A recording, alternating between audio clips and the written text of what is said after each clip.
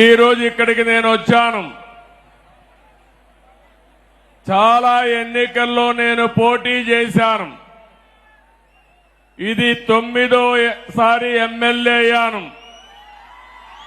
9 సార్లు ఎమ్మెల్యే అయితే 8 సార్లు మన కుప్పం నుంచే ఎమ్మెల్యే అయ్యాను. తిరుగులేని మెజార్టీతో గెలిపించారు మీరు. నా మీద ఒక విశ్వాసం పెట్టుకున్నారు.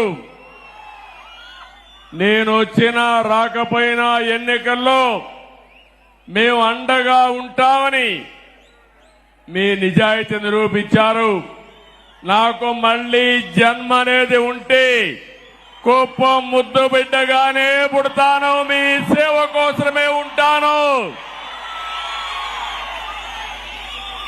అలాంటి అరుదైన అనుభవం ఈ నియోజకవర్గం.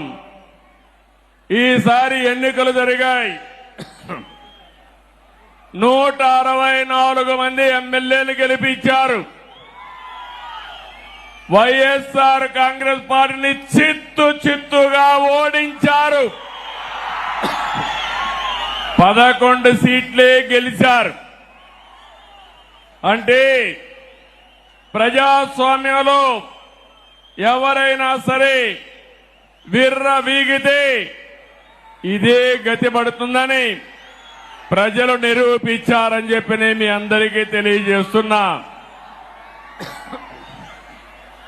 ఎట్టు చేద్దాం? కాసేపు వెయిట్ చేద్దామా?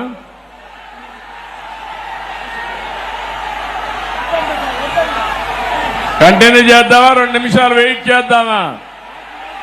ఓకే.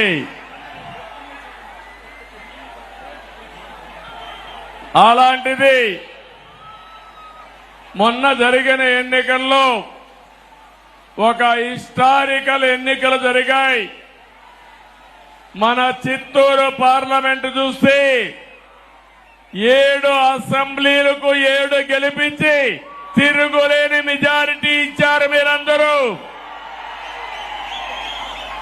రాష్ట్రంలో 25 పార్లమెంట్లో 20 పార్లమెంట్లో 7కు 7 గెలిపించారంటే ఇది ఒక చరిత్ర. 25 పార్లమెంట్లకి 21 పార్లమెంట్లు గెలిపించారు. ఈరోజు మీరందరూ ఒకసారి ఆలోచిస్తే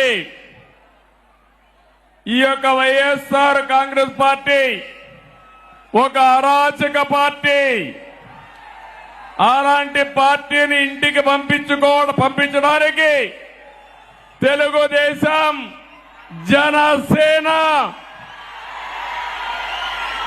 బీజేపీ జట్టు కట్టాం. 4 పార్టీలు కలిసి పోరాడాం. ఎన్డీఏలో భాగస్వాములయ్యాం. అందుకే ఈ ఎన్నిక ఒక హిస్టారికల్ ఎన్నిక అని చెప్పి కూడా నేను మీకు తెలియజేస్తున్నా.